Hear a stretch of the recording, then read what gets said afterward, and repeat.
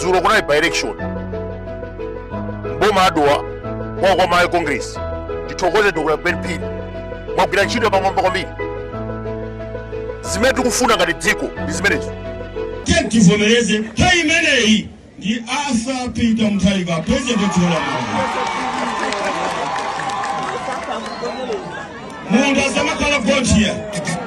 Munda samakhala kuva kumenya muntu wamoyo amene mukadaleka bwino bwino azibeyo muntu wamoyo aziva azona unyimbo ilo luyenda bwanji muntu azenda ni nthawi muntu akatsana ni nthawi zake siziyenda koma tiye ntiyendeni chani nthawi ino president wathu ni ndani kuti winafune winasafune apresident ndani unkotakota Honorable Peter Mkhito agwira ntchito pamwamba kwambiri ndinakuwuzani kale kuti Secretary General ameneyi salaphwa zambiri action is speaking louder